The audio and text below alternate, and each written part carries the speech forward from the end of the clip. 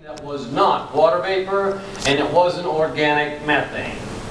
It was diesel exhaust, car exhaust, natural gas exhaust, and what comes out of the tailpipes of these aircraft. 30 years ago, we had, pick a number, you know better than I do, some airplanes coming in and out of our area, and they were small airplanes, and they came in, didn't kick out a whole lot of exhaust on the way down, and they gurgled out a little bit on the way out. Well, I run 500 horsepower diesel engines, and I know what happens when you get on it. And you have an aircraft of the C2 or better size. Somebody could fill this in for me. Is it 100 pounds of gas in the 4 minutes it takes them to leave? Is it 500 pounds of gas? No clue. But they are contributing to the fact that when I was a boy, wasn't here, but when you, natives, were boys and girls, the asthma rate was here. And now, your kids, grandkids, nieces and nephews, their asthma rate is up here. I want you to consider, yes, this valley is growing and we're not going to shut it down, but this one aspect should be controlled with a vice-like grip, because it can be. When the people in Charleston don't want me dragging my truck down their roads, they post that road, and I go down past what used to be Bingley's to the head of the lake and come back up to go to some place in or above Midway. I don't cross down these side streets. It's regulated by weight, usually, permitted spring and fall in some other areas. But there are regulations, and there are ways to put regulations in. And just because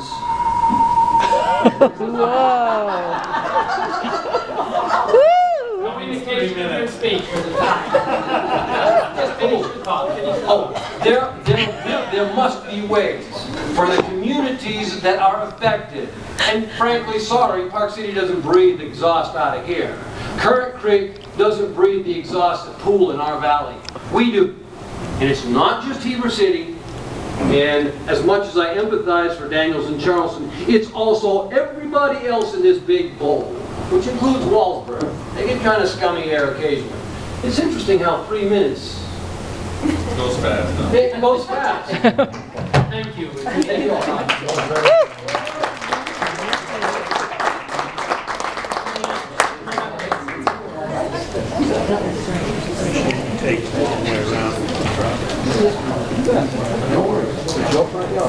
My name is Bill Stenquist, and I live in Wasatch County. I sat through this meeting tonight, and I've been very amazed that we really don't know what the airport's economic value is to the valley. We talk about expanding it. Our friend here has rather zealous plans. I'll never own an airplane, and I probably guarantee I've sat my butt in more Delta planes than pretty much probably everybody in this room. So I know a lot about flying. But what's the economic value? How much is this airport, worth to this valley? We don't know. So until we know that question, I don't think this can be a very, productive discussion. So that should be job one before we talk about expanding it. Because if it isn't worth much to us, what the hell? Salt Lake, Provo, Salt Lake number 2, they're close. Can I answer the question? 2 seconds. That's not a question. I was making a... In 2003, when the state did the study, it said that Heber City Airport generates $8 million per year. Let's see that money. You talk about this... Go see the state. They've done the analysis. I want to see it from a local level. I live here. We'll make that a part of what we're going to do. I live here. You talk about this fantastic amount of money. Where the hell is it? I think everybody in this room would like to know, where the hell is it? Yeah. Because if it's somewhere, then maybe the roads would be better. Maybe we need to think about the North Fields as a bypass for all the sludge tankers that go down 40 every day. Part of my plan. Glad you mentioned. Well, anyway, that's my 2 cents. Until we know what this is worth to the valley, I think everything else is, this has been a moot point, really. And we do not know. That's been very clear. Thank you. Thank you, sir. Yep. No, thank you. Anybody else? Come on up. My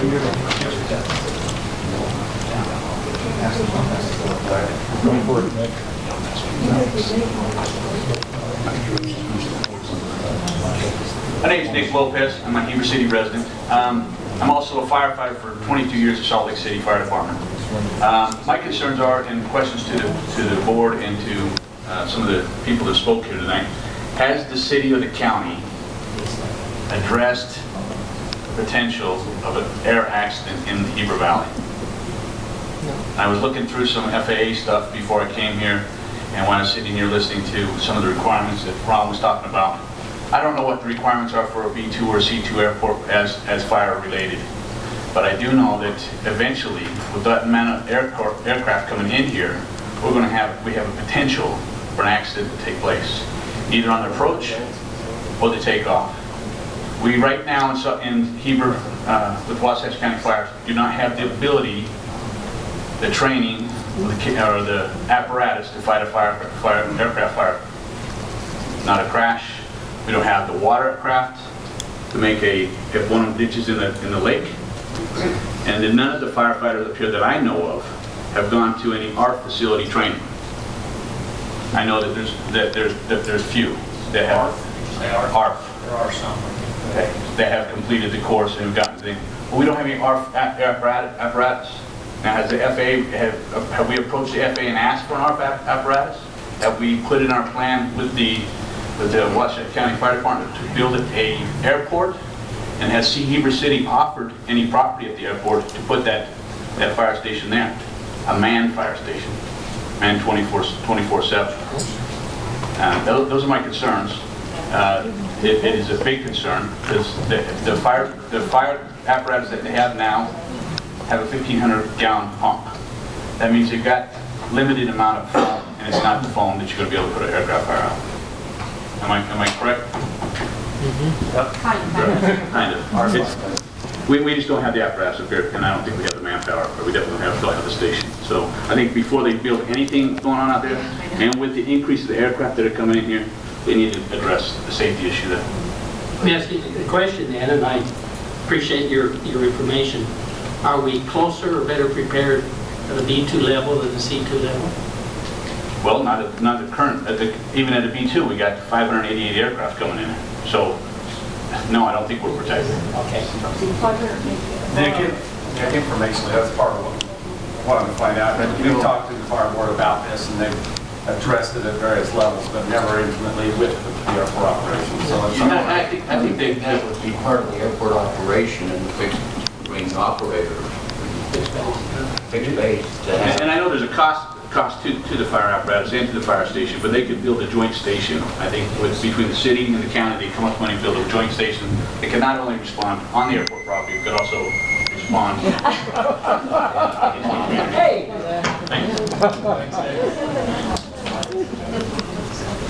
Thank you, boss. Good questions. Well, we got some set. There's Cedar. Yeah, get ready. I didn't mean to jump in front of you there. My name's Robert Wren. You actually dragged me out of retirement to come back to the county council meeting. I haven't been here for quite a while. I have a bit of experience with reading FAA regulations, spending 38 years in the industry flying for airlines all around the world. I've been to some of the strangest airports you've ever seen. I've landed in the weirdest places you've ever seen. We have a very nice small airport here, B2. That's what we should keep. That's what we need. We should do everything we can to keep it that way. The people are not in favor of an expansion. They weren't in favor of an expansion 10 years ago. I don't believe they'll be in favor of an expansion in 10 years from now. We're talking $30-some-odd million expenditure for a select few, basically. When we go into these economic analysis, and I'd love to listen to Mr. Clark's economic analysis at some point, because we have things called the multiplier effect. I sat on the Wasatch County Planning Commission for several years.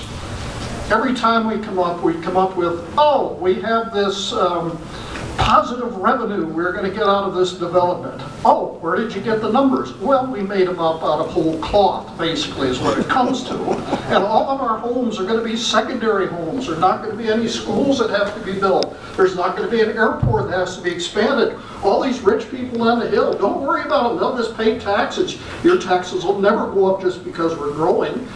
We have this idea somehow, some people think growth is a wonderful thing and it's going to solve all of our economic possibilities, all of our problems. It doesn't turn out that way, folks. Growth creates more taxes. I hate to tell you this, but it's true. If anybody wants to look at their tax rates over the past few years, they have a tendency to increase. So what we're looking at here is a very simple solution. We just say, no, we don't want to do it. It's very simple. We, the people of the county, don't want to do it. We will keep a B2. The airport's very nice. It's a very safe airport. They've had something like 7 accidents there in the last 5 or 6 years. They've been non-fatal. They've been mainly people didn't really know quite what they're doing. They're doing ground loops or things like that, you know, landing and turning around, all that sort of stuff. But we have a very safe airport. The safest airport you can have is one that doesn't have any airplanes at it. So if you want to keep safety, you want to minimize the number of aircraft. There are hundreds of things that can be done to ensure more safety, to ensure more economic viability from the airport. Heber City cannot make money from the airport. We can make a little bit of money in business. Yeah, support some more business, encourage more people to go out there and do something. Put all these shops up there. Use the facility that you have. You don't need to make it bigger. It's a great airport. It does a great job.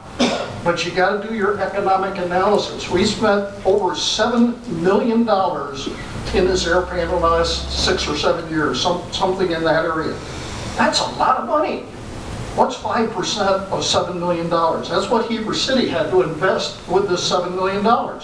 Anybody calculate that yet, quickly? $50,000. Heber City has invested in that. Now, Heber City can, if they manage their books correctly, they can get that money back from the operation. But in order to get it, they have to increase the revenue. How do you increase the revenue? You charge the people who are using the airport. What happens if the fees go up too much? Gee, we may not get so many of them to come. So we got to find some place in there that's a viable place that we can figure out what to charge people that will allow them to have the airport. It won't be too restrictive. We can have these people come in here. You can put a premium on there, I believe, during Sundance. Charge them 20 times as much. I think you could probably do that. We have something called an airport compliance manual. This thing is 500 pages. It tells all the things that can, should, cannot, won't, would like to be done. I have read tons of FAA documents. They are obtuse. You cannot understand anything that's going on here. You have to read it because they'll say 22 different things in the pages. I've lived through this. I've been through this. The key is you do what's safe. You do what you know you can, I was going to say get away with, that's not a good term. You know what you can do. You know how to operate planes. Planes are safe. Pilots are safe. They don't want to crash. We keep looking around for things that's going to, oh, we have to guarantee this amount of 1,700 feet, 800 feet of RPZ. We can't let Maverick build there on that particular property. But we didn't bother restricting them before then. All of a sudden we found out, oh, they're going to do that. That's not a good idea. A proposal was made. Hey, just move the runway threshold, not the runway itself. Just make the line 500 feet farther down. Then it'd no longer be within the runway protective zone. It'd stay there. These are things that you'd have to persuade somebody to allow you to do, like the FAA. They are difficult to persuade sometimes, but you can't just say, oh, what about this? You have to present a plan. You have to study it. You can't just, oh, well, let's go build an airport. We'll spend $300,000 on a master plan. The only, or the primary purpose of a master plan is to study expansion. If you don't want to expand, don't spend $300,000 of tax money to do it. Thank you very much. Thank you very much.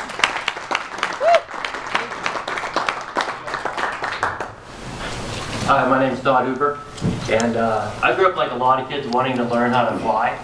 And 20 years ago, I did that at the Heber City Airport back in the little cinder block. I think there's a different perspective that I want you to see with the airport. There are people like me out there who was a firefighter for 18 years that I do on an airplane. It isn't just this elite, rich thing that you're thinking of. You can buy my plane for $30,000 and have a parking right now. So you can buy snowmobiles, a boat, whatever else, on a fireman's wage.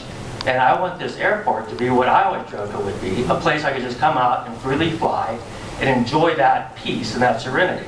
My wife and I would do lots of trips together in an airplane. We fly all over the western United States, and it's such a beautiful thing. And I think that everyone here is just kind of muddying that water and forget why Russ McDonald started this field, right? For flight. So keep that in mind. Thanks. Thanks, sir.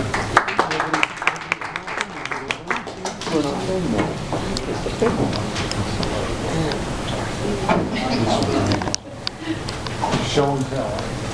Eric brought pictures. I did. Just before you push the timer quick, I just have a question for the council. You know Eric? Eric Bunker, second to the last house in Daniel. How's that? I'm on the map. What is the information, what are we doing with the information tonight? It's a public hearing. What is the council doing with that information? We'll discuss that at the end, see if we do any. If you do anything? Yeah. Okay. There'll be no vote on anything tonight other than maybe to do something more. Okay, super. I was just curious of that. I'm glad Heber City Council's here. Go ahead. Okay, I run a Belted Galloway farm down at the end of the runway, which it used to be the end of the runway. But for those of you that don't know what those cows look like, that's my grandson's rendition of those. This is what they actually look like. Okay, we're right now in a bunch of studies and things with stillborn birth and stress and things that are happening. Now, I bring that up because I brought this picture to show you guys of how the airport looked shortly after I moved down there. So Southfield Road going through. The dump was there. I remember dumping down there. You guys probably remember some of that. Oh, I jogged some memories, I can see. So the impacts have continually pushed down that way. I went to the meeting as they was going to annex the Creekfield property. I went to the hearing, I pointed out that that's illegal, it's not in your 20-year plan. You can't annex that, here's the code. Well, they got a legal opinion from the attorney who said we intended to have it in our 20-year plan and they went ahead and annexed it. So, to think that something may happen now, yeah, okay, well, I won't get too excited because that was almost illegal in what I was looking at. So I'm glad that the Heber City Council is coming around and actually asking about that. So my main factors I wanted to point out tonight is air pollution. As these jets line up and then these big ones take off, there's just a plume of smoke that comes right down, and now I get all that right at my house. Okay, so we got the air pollution, we got the noise pollution. The same thing. Anybody that thinks that they're quieter jets, come on down. And something that nobody's talked about is the rural character of what we have here, of what this picture actually shows. Our rural character, and we have the code of the West that we have here. And all those things that a small airport was brought up that he wanted to fly. Those are the things that we all moved here for. That was exactly the values that we had. And so as this thing moves forward, I hope we take into account that exactly those things of the rural character and those things that brought everybody to this valley and still brings everybody to this valley. And so I just want the council to be aware of that, and I'm glad Heber City was here to hear that. Thank you.